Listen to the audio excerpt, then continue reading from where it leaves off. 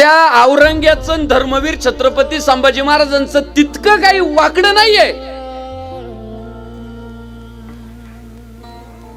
तो शिवरायांचं वैकुंठ गमन झाल्यानंतर जो महाराष्ट्रात आलाय ना औरंग्या, तो धर्मवीर छत्रपती संभाजीराजांना संपवण्यासाठी आलाच नाही.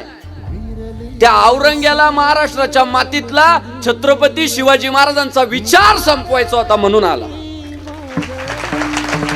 त्याचं भांडण शिवरायांसोबतच आहे आणि औरंग्याने कबुली दिलेली आहे त्याच्या लिखाणातून की आजही तुम्ही म्हणताय की शिवराय गेले, पण शिवराय आजही मला छळताय, ही औरंग्याची कबुली आहे.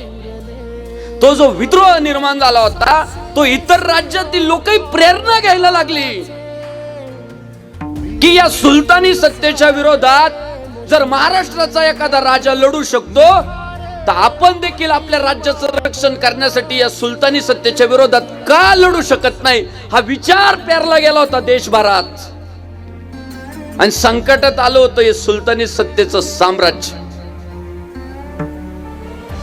आणि त्याला तेच दाखवून द्यायचं होतं की मी काही कमी नाही. आणि ज्या दिवशी आमचा छावा सिंहाच्या जबड्यात घालून हात मोजिती दात, ही जात छत्रपती शिवाजी महाराजांच्या मावळ्यांची आपलेच फितूर झाले आणि आमचा छावा त्या औरंग्याच्या तावडीत सापडला हो, साखळ दंडामध्ये कैद केला. फार वाईट पद्धतीनं शंभूराजांना तिथं आपला देह समर्पित करावा लागला.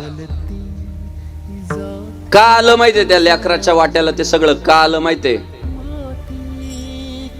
बापानं पत्करलेल्या विरोधामुळं.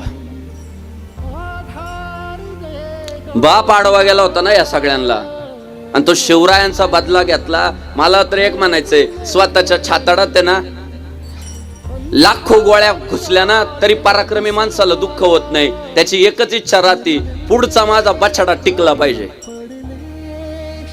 एक इच्छा राहते की मी जे जन्माला घातलंय ना ते पुढं क्रांती करल, ते पुढं साम्राज्य वाढवल, ते पुढं धर्म टिकवल. शिवरायांच्या वाट्याला ते पण दुःखच की पराक्रमी लेकरू वयाच्या अवघ्या 32व्या वर्षी धर्मासाठी समर्पित झालं. आणि म्हणून आज आपल्याला म्हणावं लागतं, देश धर्म पर मिटने वाला शेर शिवा का छावा था, महापराक्रमी परम प्रतापी एकही शंभू राजा था.